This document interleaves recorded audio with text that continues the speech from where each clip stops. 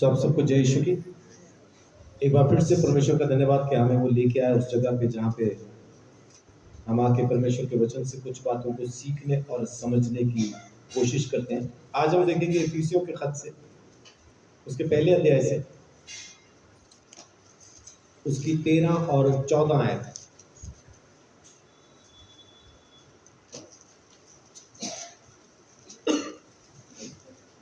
और उसी में तुम पर भी, जब तुमने सत्य का वचन सुना जो तुम्हारे उद्धार का सुसमाचार है, और जिस पर तुमने विश्वास किया, प्रतिज्ञा किए हुए पवित्र आत्मा की छाप लगी।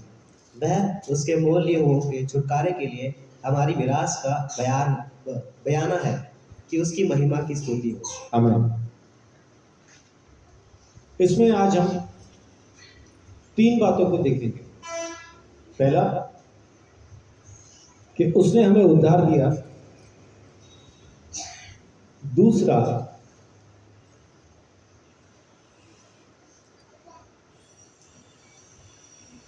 उसने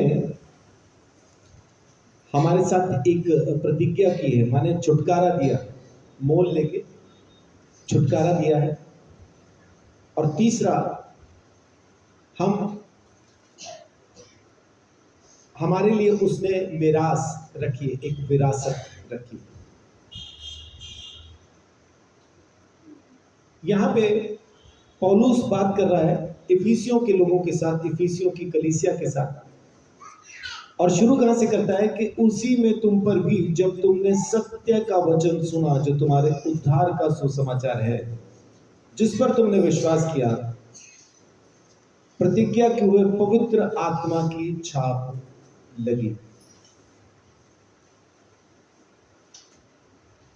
सुसमाचार माने, सुसमाचार क्या है?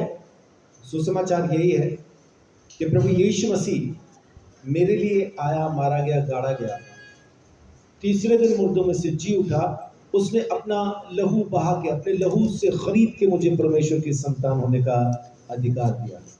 आमीन। कुछ बातें होती हैं जो कहीं सुनी होती हैं, और कुछ बातें होती हैं जो कंफर्म्ड होती हैं। जैसे अभी हम थोड़ी देर पहले रमेश भाई के आधार कार्ड की बात कर रहे थे, तो क्या रमेश भाई के पास आधार कार्ड नहीं था? था। क्या वो सरकारी नहीं था? था, लेकिन कंफर्म नहीं था। सब कुछ होने के बावजूद भी उसमें कंफर्मेशन की दिक्कत थी। रहने वाला कहाँ का ये पता नहीं चल रहा, पूरे शहर का ही नाम लिखा है पानीपत, एड्रेस में सिर्फ एक शब्द है, एड्रेस क्या? पानीपत। अभी कहाँ रहता है कुछ पता नहीं, कहाँ रहता है। लेकिन उसके बाद जब उसमें एड्रेस डलवाया गया, एक कंफर्मेशन आया, अब पक्का हो गया, हाँ ये वहां का रहने वाला, उस जगह पे रहने वाला। मोहर, छाप, पवित्र आत्मा की छाप। पवित्र आत्मा कौन सा पवित्र आत्मा? परमेश्वर का पवित्र आत्मा। वचन कहता है दूसरे अध्याय की 2 आयत के अंदर, या 1 से लेके उसको पढ़ना शुरू कीजिए, पहली आयत से पढ़ना शुरू कीजिए, दूसरे अध्याय में। उसने तुम्हें भी जिलाया जो अपने अपराधों और पापों के कारण मरे हुए थे। पहले हमारी पोजीशन क्या थी? पहले हमारी आइडेंटिटी क्या थी? मरे हुए। पहले जो तुम मरे हुए थे, तुम्हें जिंदा किया। अब आइडेंटिटी हमारी बदल गई, चेंज हो गई। जी, जिनमें तुम पहले इस संसार की रीति पर और आकाश के अधिकार के हाकिम अर्थात उस आत्मा के अनुसार चलते थे जो अब भी आज्ञा ना मानने वालों में कार्य करता है। पहले भी एक आत्मा हमारे ऊपर काम कर रहा था, पहले भी एक आत्मा की मोहर हम पे लगी थी, एक आत्मा की छाप पहले भी थी। और वो कौन सी आत्मा थी? मौत की आत्मा। वो मौत की आत्मा थी, उसी में मरे हुए थे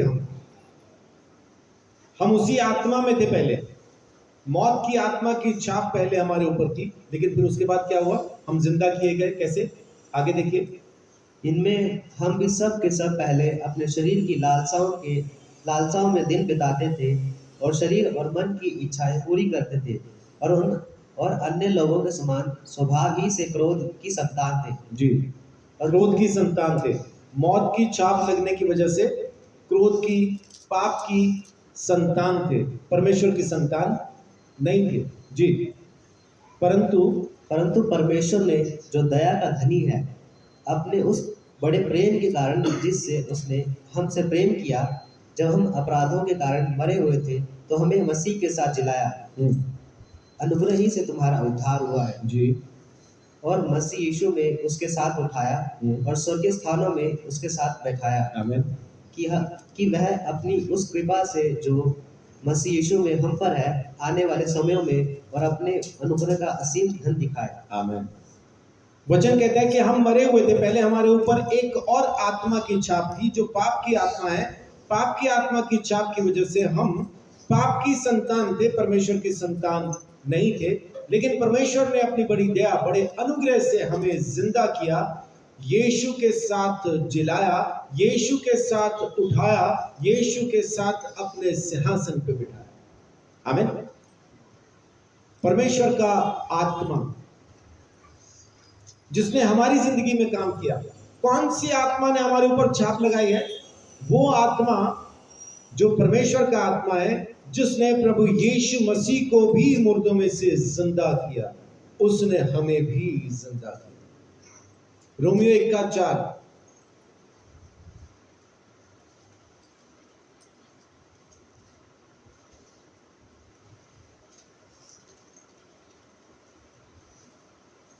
और पवित्रता की आत्मा के भाव से मरे हुए में से जी उठने के कारण सामर्थ्य के साथ परमेश्वर का पुत्र ठहरा है। आमीन।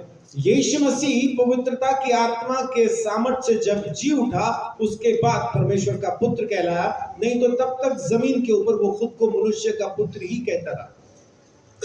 लेकिन जैसे ही पवित्र आत्मा ने उसको मुर्दों में से जिंदा किया, अब वो परमेश्वर का पुत्र कहलाता है। और उसके बाद न सिर्फ अब वो परमेश्वर के बराबर, उसकी समानता जो उसके पास पहले से है, वो जो उसकी महिमा के बराबर वो पहुंच उसके पास जो पहले से थी, अब परमेश्वर की महिमा में उसने काम करना शुरू कर दिया। परमेश्वर के तुल्य होने को उसने कुछ ना समझा, पहले लिखा है फिलिपियों 2 में। लेकिन अब जैसे ही वो मुर्दों में से जी उठता है, अब वो परमेश्वर के तुल्य काम करना शुरू करता है। कैसे? यरूशलेम के अंदर चेले मारे डर के बंद कमरे में अपने आप को छुपा के बैठे हैं। यीशु मसीह ने आके दरवाजा नॉक नहीं किया, यीशु मसीह दीवारों में से क्रॉस होकर उनके बीच में आके खड़ा हुआ। और थोमा को कहता है कि भूत में तो मांस और हड्डी नहीं होते। चेले भूत क्यों कह रहे हैं? ये आया कहां से? ना दरवाजा खुला है, ना खिड़की खुली है, ना नॉक किया, ना किसी ने दरवाजा खोला, आया कहां से? तो भूत ही आ सकता ना यूं तो। इसलिए चेले डर गए और भूत भूत चिल्लाने लगे। लेकिन फिर यीशु ने कहा, भूत को मांस और हड्डी नहीं होते। तू मुझे छू के देख, मुझे छू के देख। तू कह रहा था ना कि मेरे छेद में, हाथ में जो छेद है, इसमें तू उंगली डाल के देखेगा। ले डाल के देख। पांजर में जो छेद है, इसमें भी डाल के देख। मैं मांस और हड्डी में हूं। अभी वो रूप बदल सकता है। चेलों के साथ चल रहा है, रास्ते में चेले पहचान नहीं पा रहे, दीवारों में से होके आ जाता है। अब वो परमेश्वर के तुल्य है। जैसा ही पवित्र आत्मा ने उसको मुर्दों में से जिंदा किया, वो परमेश्वर का पुत्र कहलाया। वही परमेश्वर का आत्मा, रोमियो 8 जिस आत्मा ने यीशु मसीह को मुर्दों में से जिंदा किया, वो पवित्र आत्मा जो यीशु मसीह के साथ उसके कब्र में था, उसने यीशु को कब्र में से जिंदा किया, वही पवित्र आत्मा आज हमारे अंदर काम करता है। रोमियो 8:11 पढ़िए। यदि उसी का आत्मा जिसने यीशु मसीह को मरे हुए में से जिलाया तुम में बसा हुआ है, तो जिसने मसीह को मरे हुए में से जिलाया, वह तुम्हारी नश्वर देहों को भी अपने आत्मा के द्वारा जो तुम में बसा हुआ है जिलाएगा। आमीन। हम जो पहले मरे हुए थे, हमारे ऊपर एक दूसरी मौत की आत्मा, अनाज्ञाकारिता की आत्मा की छाप थी। लेकिन पवित्र आत्मा ने जैसा, और कौन सा पवित्र आत्मा? वो पवित्र आत्मा जिसने यीशु को मुर्दों में से जिंदा किया, वही हमें भी हमारे मरे हुए कामों से जिंदा करता है और परमेश्वर की संतान होने का अधिकार देता है। वो पवित्र आत्मा, इफिसियों 3 अध्याय, वो पवित्र आत्मा अभी हमने वचन में अभी वचन में हमने पढ़ा कि वो कहां काम कर रहा है? हमारे अंदर। जिस पवित्र आत्मा ने यीशु को मुर्दों में से जिंदा किया, वही आत्मा तुम में बसा हुआ है और वो तुम्हें भी मरे हुए कामों से जिंदा करेगा और हमारी सोच और समझ से कहीं बढ़ के काम करता है। इफिसियों 3 का 20 पढ़िए। अब जो ऐसा सामर्थ्य है कि हमारी विनती और समझ से कहीं अधिक काम कर सकता है, उस सामर्थ्य के अनुसार जो हम में कार्य करता है। हम में कार्य करता है। वो परमेश्वर का जो महान सामर्थ्य है, great power of the Lord, उस परमेश्वर की जो महान सामर्थ्य है, वो हमारे अंदर काम करता है, हमारे अंदर काम करता है।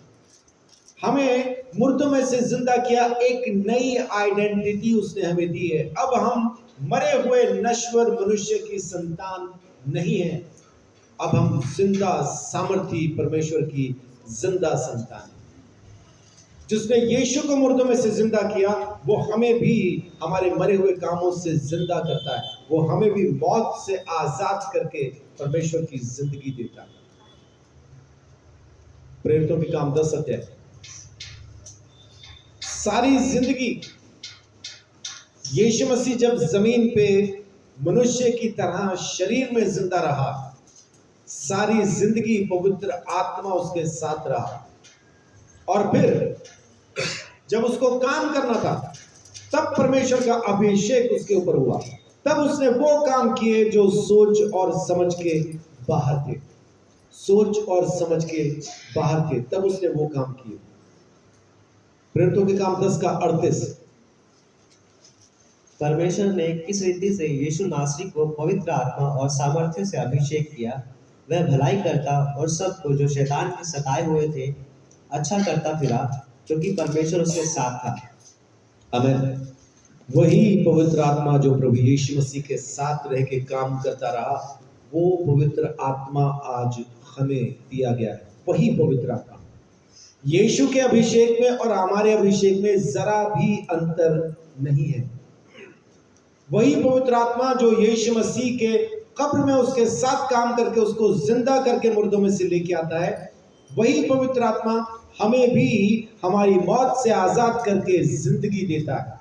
वही पवित्र आत्मा हम पर भी भेजा गया, उसके द्वारा हम पर भी अभिषेक हुआ कि हम उसी पवित्र आत्मा में होके वो काम कर सके जो प्रभु यीशु मसीह भी किया करता था। आमीन। वो पवित्र आत्मा, वचन में क्या लिखा है?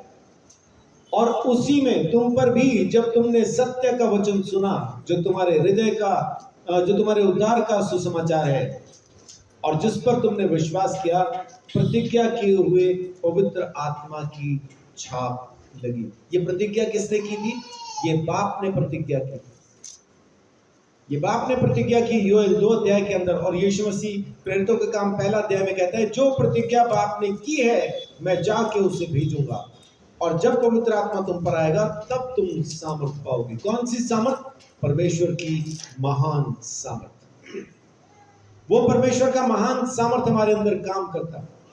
उसकी वो ताकत, उसकी वो पावर हमारे अंदर काम करती है जो यीशु में किया करती है। जो यीशु में पवित्र आत्मा की सामर्थ काम करती है, वही पवित्र आत्मा की सामर्थ हम में भी काम करती है। हमारी आइडेंटिटी को बदलने के लिए जो पवित्र आत्मा हमें दिया गया, जिसकी छाप हमारे ऊपर लगी। अब छाप लगने का मतलब क्या है? छाप लगने का मतलब है कि अगर आपको अमेरिका जाना है, कनाडा जाना है, इंग्लैंड जाना है, रशिया जाना है, न्यूजीलैंड जाना है, ऑस्ट्रेलिया, किधर भी जमीन के खित्ते में किसी भी दूसरे देश में अगर आपको जाना है, आपको पासपोर्ट पे एक छाप चाहिए, एक मोहर चाहिए। उसका नाम क्या है? उस छाप का नाम क्या है? उस छाप का नाम है वीजा। जब तक आपके पासपोर्ट पे वो छाप नहीं लगेगी, तब तक आप दूसरे देश में नहीं जा सकेंगे। आपके ऊपर एक छाप लगी है, आप दूसरे देश में जाने वाले हैं। उस दूसरे देश का नाम क्या है? नया यरूशलेम। नया यरूशलेम जो परमेश्वर ने हमारे लिए तैयार किया। यीशु मसीह ने वहां पे हमारे लिए घर तैयार किया, हम वहां जाने वाले। छाप लगने का मतलब है ये पक्का हो जाना, गारंटीड हो जाना कि हाँ ये होके ही रहेगा। आपके पासपोर्ट के ऊपर जब वीजा लग गया, छाप लग गई, अब आप टिकट कब खरीदते हैं आप पे डिपेंड करता है। 2 साल का वीजा लगा है, आपने यहीं पे 2 साल गुजार दिए तो ये आपकी अपनी बात है, लेकिन अपना वीजा लगा है अनंत काल का। आप जब चाहें फ्लाइट ले सकते हैं, इसके लिए आत्महत्या करने की जरूरत नहीं, आराम से जा सकते हैं। आप जब भी जाएंगे फ्लाइट मिलेगी, जल्दबाजी की जरूरत नहीं। यहां पे एक अच्छी जिंदगी जिए, लंबी जिंदगी जिए, उसके बाद फ्लाइट पकड़े और अनंत काल की जीवन में उस नए यरूशलेम में पहुंचे। छाप का मतलब है गारंटी, कि आपके उद्धार की गारंटी पवित्र आत्मा की छाप से आपकी जिंदगी में आई है। आपने इसको खुद नहीं कमाया। दूसरा अध्याय उसके 8 से 10 तक जब आप पढ़ते हैं, वहां लिखा है कि तुम्हारा उद्धार अनुग्रह ही से हुआ है, तुम्हारे कर्मों से नहीं। ऐसा न हो कि कोई घमंड कर सके कि मैंने अपने कर्मों से उद्धार कमा लिया। कर्मों से उद्धार नहीं कमाया जा सकेगा, उद्धार अनुग्रह से, यीशु के लहू से हम खरीदे गए। हमारा छुटकारा हो। छुटकारा, छुटकारा किस चीज को कहते हैं? जैसे किसी को किडनैप कर लिया गया, किडनैप कर लिया और उसके बाद कहते हैं कि फिरौती इतनी देंगे तो हम छोड़ेंगे, फिरौती नहीं देंगे तो हम नहीं छोड़ेंगे। वो फिरौती दे के छुड़वाना, ये काम परमेश्वर ने किया। इस बात को यूं समझे, जो मैं उदाहरण दिया करता हूं, मुझे वो ज्यादा अच्छा लगता है। परमेश्वर का दिया उदाहरण हमेशा ही अच्छा लगता है। आपके पास पुराना एक पीतल का बड़ा पतीला है। जब आपके परदादा पैदा हुए तब खरीदा गया। परदादा पैदा हुए, पतीला खरीदा गया ताकि उसमें कुछ बना के बांटा जा सके। परदादा पैदा हुए, उसमें कुछ बनाया गया, बांटा गया। फिर दादा पैदा हुए, उसमें कुछ बनाया गया, बांटा गया। फिर पापा पैदा हुए, बनाया गया, बांटा गया। आप पैदा हुए, बनाया गया, बांटा गया। अब परिवार में एक और बच्चा पैदा हुआ। जब आप वो पतीला लेने के लिए जाते हैं तो देखते हैं कि उसको कोई चुरा के ले गया। कैसा लगेगा? है ना? काफी तकलीफ होगी, मन को बुरा लगेगा, क्योंकि उस पतीले के साथ यादें भी जुड़ी हैं और मौका भी है जब उसका इस्तेमाल होना था, अब है नहीं। और आप एक दिन ऐसे ही बाजार से गुजर रहे हैं, वहां पे कबाड़ी की दुकान है। उस कबाड़ी की दुकान पे आपको वो पतीला दिखाई देता है। आप तो यूं पहचानेंगे ये तो हमारा पतीला है। पहचानने में कोई दिक्कत होगी? पता ही नहीं होगी। एक एक निशान पता होगा आपको कि कहां कैसा निशान बना हुआ है सब। आप कबाड़ी के पास जाते हैं, अब आप कबाड़ी को कहें कि ये पतीला तो हमारा है, कबाड़ी दे देगा? अगर आपको वो पतीला चाहिए तो क्या करना होगा? हाँ जी, खरीदना पड़ेगा, अपना ही पतीला खरीदना पड़ेगा। इसको कहते हैं छुड़ौती, छुटकारा देके अपनी ही चीज को वापस खरीदना। हम परमेश्वर के ही हैं, लेकिन मौत की आत्मा की छाप हमारे ऊपर थी। हम पाप के अधीन थे, पाप की संतान थे, क्रोध की संतान थे। उस समय में खुद परमेश्वर जमीन पे अपने बेटे को भेजता है, प्रभु यीशु मसीह को भेजता है और कहता है कि मेरे लोगों को, मेरे बच्चों को छुड़वा के मुझे वापस दे। प्रकाशित वाक्य 5 अध्याय, मेरे बच्चों को छुड़वा के मुझे वापस दे।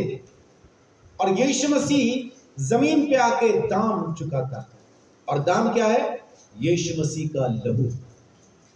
यीशु मसीह अपना लहू दे के, दाम चुका के हमें छुड़ाता है। प्रकाशित वाक्य 5 का 9। वे यह नया गीत गाने लगे, तू इस पुस्तक के लेने और उसकी मोहरें खोलने के योग्य है, क्योंकि तूने वध होकर अपने लहू से हर एक कुल और भाषा और लोग और जाति में से परमेश्वर के लिए लोगों को मोल लिया है। आमीन। अपने लहू से वध होके कहां कहां से लिया है? हर एक कुल। कुल का मतलब क्या? कुल माने खानदान। ये हमारा कुल है, ये उनका कुल है, कहते हैं ना ऐसा। यानी घराना, खानदान, हर एक खानदान में से और हर एक भाषा में से। आप अंग्रेजी बोले, आप बोले भोजपुरी, कौनो दिक्कत ना है बाप। आप कुछ भी बोले, कोई भी भाषा बोल रहे हैं, परमेश्वर ने हर एक भाषा में से लोगों को लिया है। और लोग, यहां जो लोग लिखा है ना, इंग्लिश में वहां पे लिखा है नेशन। लोग माने हर एक देश में से, हर एक देश में से। इंग्लिश में क्या लिखा है वहां पे? नेशन। मेरे कहने पे कह रहे हैं या पढ़ के बताएं? 5:9, प्रकाशित वाक्य 5:9।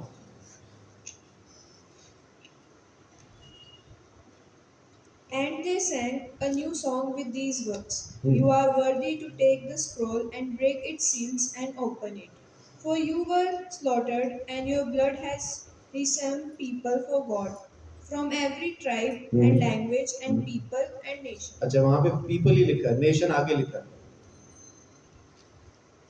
नेशन जाति को लिख दिया वहां पे। लोग, हिंदी की जो ट्रांसलेशन में लोग आते हैं उसका मतलब देश, और आगे है जाति। हर एक जाति में से, आप छोटी जात के हैं, बड़ी जात के हैं, किसी भी जाति से आप हैं। यानी यीशु मसीह ने हर जगह से, सारी दुनिया से लोगों को परमेश्वर के लिए मोल लिया है। कैसे? दाम चुका के, छुड़ौती दे। और कौन सी पवित्र आत्मा की छाप लगाई फिर उसके बाद? कि हम खरीद लिए गए। बहुत बार आप मार्केट में जाते हैं, जैसे कारें खड़ी हैं, पुरानी कारें खड़ी हैं या कुछ ऐसा खड़ा है, तो वहां पे जब आप देखने के लिए जाते हैं ना, तो बहुत सारे उनके सामने एक बोर्ड लगा होता है, सोल्ड। वो बिक चुका है, आप उसको खरीद नहीं सकते। आप दुकानदार को ये नहीं कह सकते 15 पैसे मुझसे ज्यादा ले ले। वो कहेगा भाई तू 15 दे, तू दे 50, ये बिक चुका है, ये मेरा नहीं है, अब मैं नहीं बेच सकता। जिसने खरीदा उसको जाके मिल, अगर वो बेचना चाहे तो उससे खरीद ले, मुझसे तो बिक गया, अब ये मेरा नहीं है। आप कोई भी चीज जब किसी ब्रांडेड शोरूम से खरीदते हैं, यहां तक कि आपका फोन भी, अगर आप जेन्युइन बिल के साथ खरीदते हैं, आपने दाम चुका दिया, बिल की पूरी डिटेल, फोन की पूरी डिटेल जब उस बिल पे आ जाती है, उसके बाद वो मोहर मार के आपको दे देता है कि मैं बेच चुका, तो अब ये फोन उसका नहीं रहा, अब ये फोन खरीदने वाले का हो गया। छुटकारा दिया, दाम चुकाया प्रभु यीशु मसीह ने, और पवित्र आत्मा ने उस पर मोहर लगाई। हम गारंटेड परमेश्वर की संतान है, प्रभु यीशु मसीह के द्वारा खरीदे गए। अब चाहे कोई भी आके कैसा भी आपको भरमा के सिखाना चाहे कि जब तक ये ना करोगे तुम्हारा उद्धार ना होगा, जब तक वो ना करोगे तुम्हारा उद्धार ना होगा, फालतू की बकवास। पवित्र आत्मा ने हम पे छाप लगाई है, तू कौन है कि मैं तेरी सुन। शैतान भी ज्योतिर्मय स्वर्गदूत का सा रूप धारण करता है। उसके सेवक भी अगर धर्म के सेवकों का सा रूप धारण कर ले तो कोई बड़ी बात नहीं। किसी को ध्यान है ये कहां लिखा है?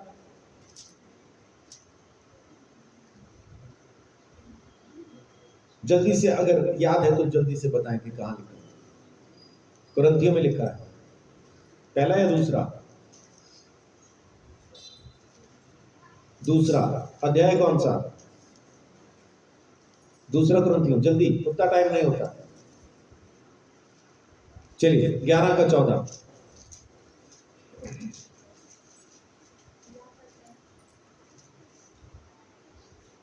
यह कुछ अचंभे की बात नहीं, क्योंकि शैतान आप भी ज्योतिर्मय स्वर्गदूत का रूप धारण करता है।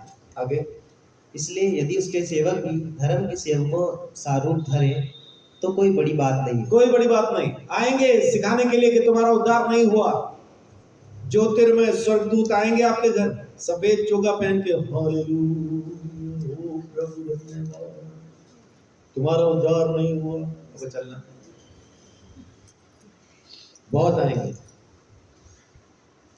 आप पे पवित्र आत्मा की छाप है, यीशु के लहू से आप खरीदे गए। और देखिए इब्रान जो हम ये इफिसियों पढ़ रहे हैं, पहला अध्याय उसकी 13 में क्या लिखा है? और उसी में तुम पर भी जब तुमने सत्य का वचन सुना, जो तुम्हारे उद्धार का सुसमाचार है, और जिस पर तुमने विश्वास किया। बस, जिस पर तुमने विश्वास किया। और फिर क्या हुआ? प्रतिज्ञा किए हुए पवित्र आत्मा की छाप लगी।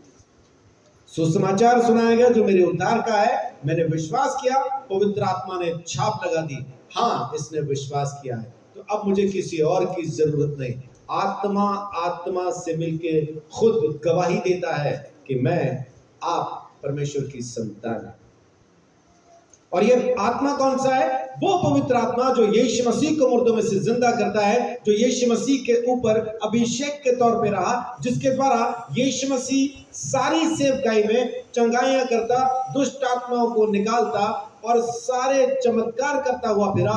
वही पवित्र आत्मा मुझे और आपको भी दिया गया। उसी पवित्र आत्मा की छाप मुझ पर और आप पर भी। हम उसी के द्वारा जिंदा किए गए हैं, नहीं तो पहले हम मरे हुए थे उसी मौत की आत्मा में, क्रोध की आत्मा में, नफरत की आत्मा में, गुस्से की आत्मा में, पाप की आत्मा में हम मरे हुए थे। वहां से जिसने यीशु को मुर्दों में से जिंदा किया, परमेश्वर की आत्मा ने हमें भी उस मरी हुई अवस्था में से जिंदा किया। और ना सिर्फ जिंदा किया, यीशु के साथ उठाया, यीशु के साथ स्वर्गीय स्थानों में परमेश्वर के सिंहासन पे यीशु के साथ बैठाया। आज की तारीख में हम रजिस्टर्ड परमेश्वर की संतान है, रजिस्टर्ड परमेश्वर की संतान है। और तीसरी चीज जो मैं आपके साथ शेयर करने वाला था कि अब हम उसकी विरासत में हिस्सेदार है ना। वो उसने हमारे लिए मिरास भी रखी। आप में से बहुत लोगों ने प्रॉपर्टी खरीदी होगी, बहुत लोगों ने प्रॉपर्टी अभी नहीं खरीदी होगी, तो उसके बारे में सुना होगा कि खरीदी और बेची कैसे जाती है। खरीदो फरोख्त के बारे में तो सुना होगा। फरोख्त क्या होता है?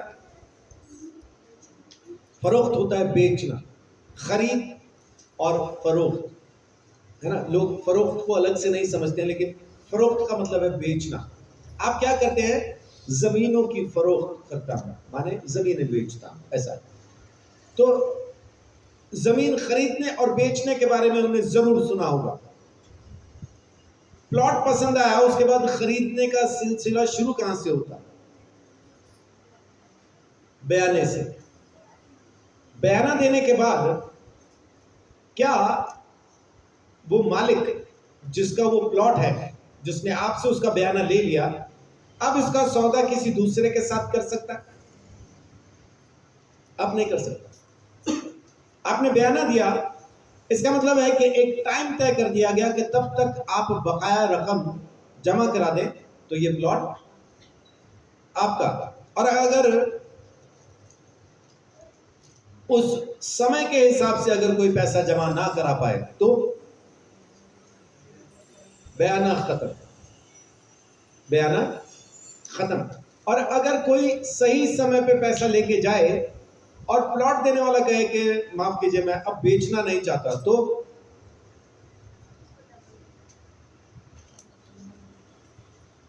दो चीजें हैं।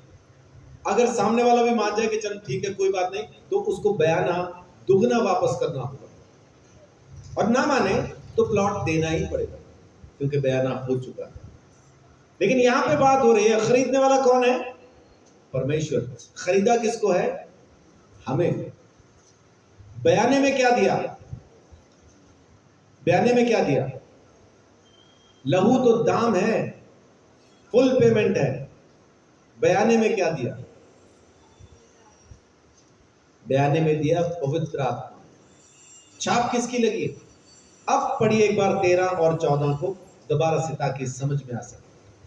और उसी में तुम पर भी, जब तुमने सत्य का वचन सुना, जो तुम्हारे उद्धार का सुसमाचार है, और जिस पर तुमने विश्वास किया, प्रतिज्ञा किए हुए पवित्र आत्मा की छाप लगी। वह उसके मोल लिए होके छुटकारे के लिए हमारी मिरास का बयाना है। बयाना है। कौन है वह? कौन? कि उसी का पवित्र आत्मा। वह कौन? पवित्र आत्मा जिसकी छाप हम पे लगी थी।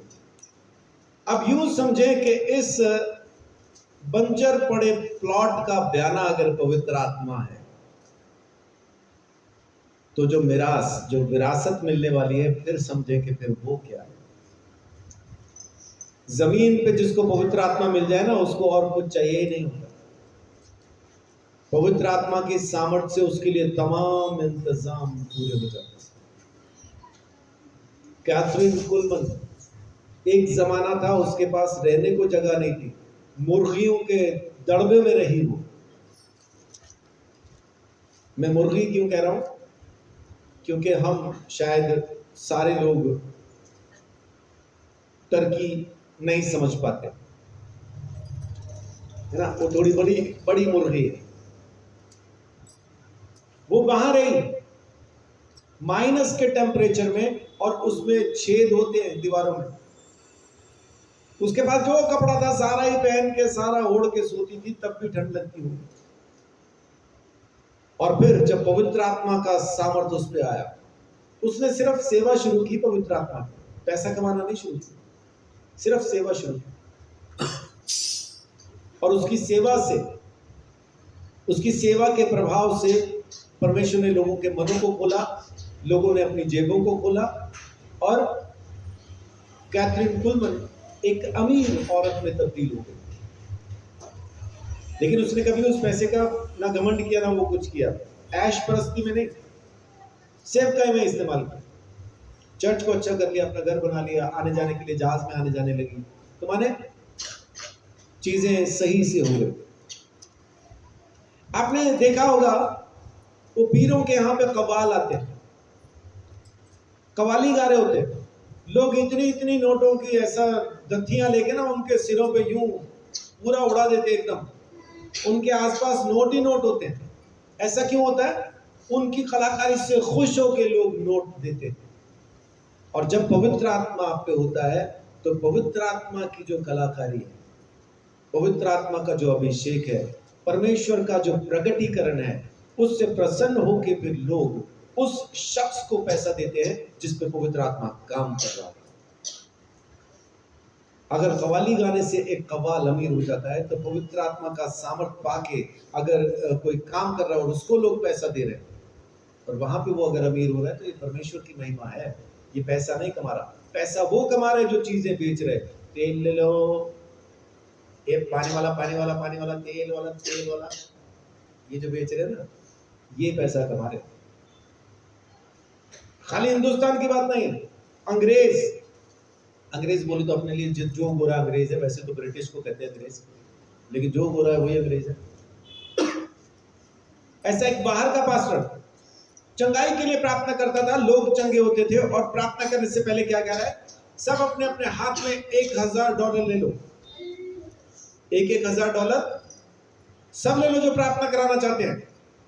तो जब कोई प्रार्थना कराने के, उसने अपने पास एक ऐसा वो रखा हुआ था, जो प्रार्थना कराने आ रहे हैं मुट्ठी में, पहले वो मुट्ठी में देख रहा है 1000 है कि नहीं। अगर खुले पैसे दिए ना किसी ने तो पूरे गिन के 1000, हाँ ठीक है, यीशु के नाम से चंगा हो जा, वो कर रहा है।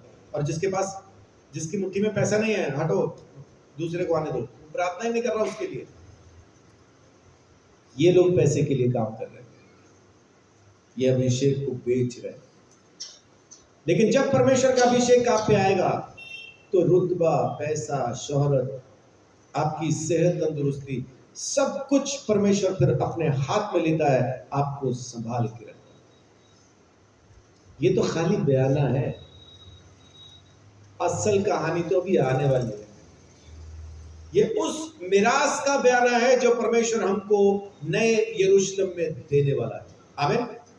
सड़कें भी सोने की होंगी। जब सड़क सोने की है तो आपका घर लक्कड़ पत्थर का तो होगा नहीं, सोने का ही होगा। जब घर पे प्रार्थना हुआ करती थी, 3 दिन की प्रार्थना जब हमारे घर पे हुआ करती थी, एक बार वो 3 दिन की प्रार्थना चल रही थी, वान्या प्रार्थना में बैठी थी और उसने बाद में मुझे बोला, कह रही पापा मैंने एक दर्शन देखा। मैंने बोला क्या देखा? कह रही एक जगह थी जहां सोने की सड़कें थी और मैं वहां अकेली थी, कोई नहीं था वहां। अच्छा, कह रही मैं सड़क पे जा रही थी, ऐसा चलती जा रही थी और फिर एक घर आया और मुझे लगा ये तो मेरा है। मैं कहा अच्छा फिर तूने क्या किया? कह रही मेरा घर था तो मैं पूरे उससे कि मेरा ही घर है बोल के मैं उस घर के अंदर चली गई। मैं कहा फिर? कह रही पापा अंदर इतना सुंदर, सारा कुछ सोने का था लेकिन इतना सुंदर था मैं आपको क्या बताऊं। मैंने वान्या अपना मकान देख के भी आई। तो मैंने उसको पूछा, मैं कहा मेरा मकान नहीं था, वहां गई। कह रही मेरे को और किसी का मकान नहीं पहचान में आया, मेरे को तो अपना पहचान में आया था। तो आप सबका अपना अपना घर है और मिरास में क्या दिया गया है? पवित्र आत्मा। अब वो जो बयाना दिया है ना, अगर हम उस बयाने की कदर ना करें तो फिर परेशानी। वो जो बयाना हम सबको दिया, कौन सा आत्मा? वो पवित्र आत्मा जिसने यीशु मसीह को मुर्दों में से जिंदा किया, वो पवित्र आत्मा जो हमें दिया गया है, आज हमारे अंदर काम करता है, सोच और समझ से ज्यादा काम करता है। जो यीशु मसीह की जिंदगी में रह के उसके साथ चमत्कार किया करता था, हमारे साथ रह के भी चमत्कार करने को तैयार है। अगर आप वो बयाना लेके चुपचाप बैठे हैं, वो सामर्थ लेके अगर आप चुपचाप बैठे हैं, तो आप बयाने की कदर नहीं कर रहे।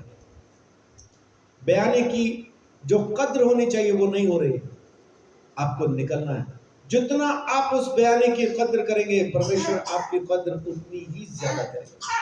वचन में लिखा है, पहला शमूएल के अंदर लिखा है कि जो कोई भी परमेश्वर के वचन को तुच्छ जानेगा मैं उसे छोटा करूंगा, और जो कोई मेरी बात मानेगा मैं उसे ऊंचा करूंगा।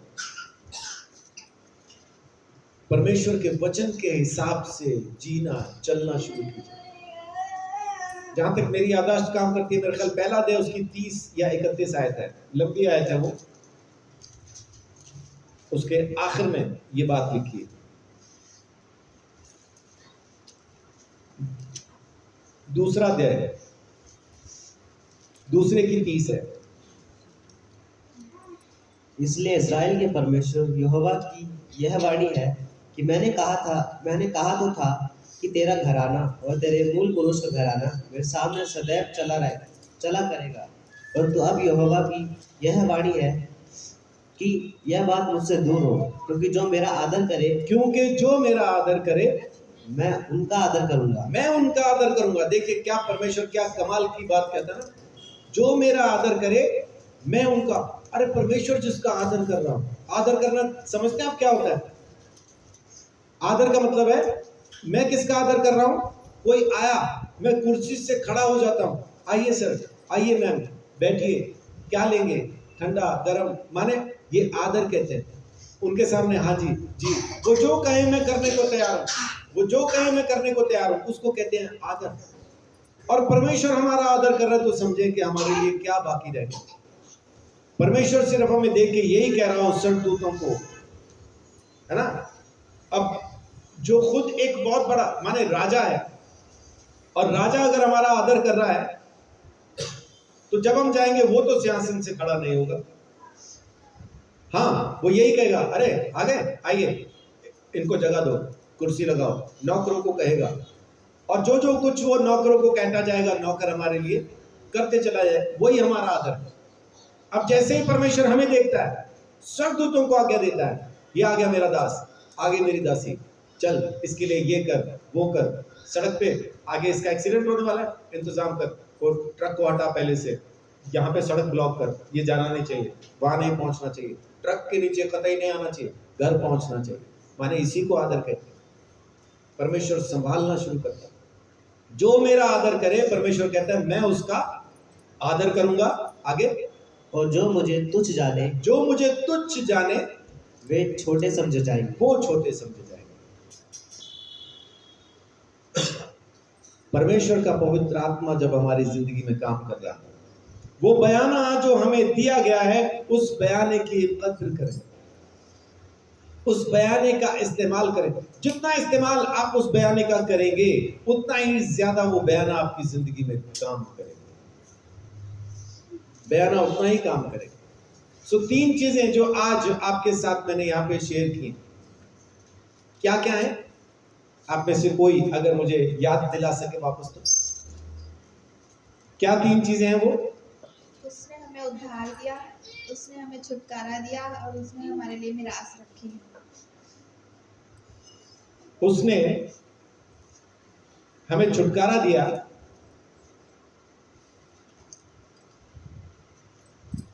उसने हम पे छाप लगाई और हमारे लिए मिरास को रखा। छाप लगाने का मतलब है पक्का इस चीज की गारंटी कर देना कि तू मेरा ही है, आज से तू मेरा ही है और कोई तुझे लेके जा नहीं सकता।